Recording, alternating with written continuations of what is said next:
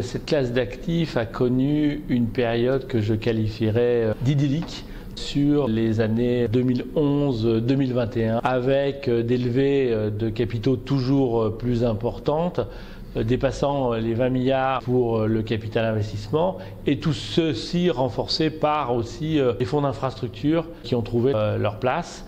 Et donc on est monté à des levées qui ont dépassé les 40 milliards d'euros. De la même façon, les investissements aussi ont été extrêmement dynamiques pendant toute cette période.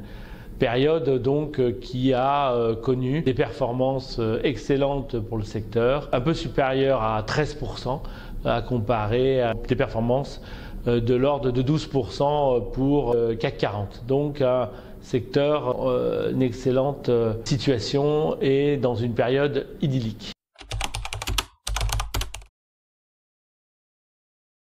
La période va être plus compliquée. Pourquoi? Parce que les valorisations ont été accrues de manière extrêmement forte. Si on est parti avec des multiples de 6-7 fois l'EBITDA en 2011-2012, on est monté à quasiment plus de 11 fois dans la fin de période en 2021. Donc les arbres ne montent pas jusqu'au ciel, c'est aussi vrai pour le private equity, et dans ce cadre-là, depuis 2021-2022, on assiste à une baisse pour revenir à des niveaux, selon l'indice Argus Solitique, à de l'ordre de 8,4 fois l'EBITDA. Donc on n'aura plus cette période d'élévation des multiples, ou de manière tout à fait marginale, et c'est la vraie croissance de l'entreprise qui fera la différence en termes de performance. Donc on aura aussi des performances qui seront un peu moins bonnes, d'autant qu'effectivement les leviers acceptés par les prêteurs seront quand même moins favorables, et on reviendra certainement à des choses plus raisonnables avec des leverages de l'ordre plutôt de 3 alors qu'ils avaient eu tendance à monter jusqu'à 5 fois.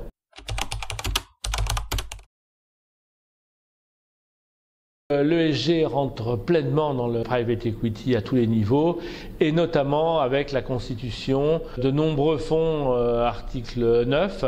Alors certains en reviennent parce que les règles sont contraignantes très clairement. Nous-mêmes, on a ajouté encore une couche supplémentaire avec l'éligibilité à la taxonomie européenne, donc effectivement sur nos fonds et sur les fonds dans lesquels on pourrait être amené à investir.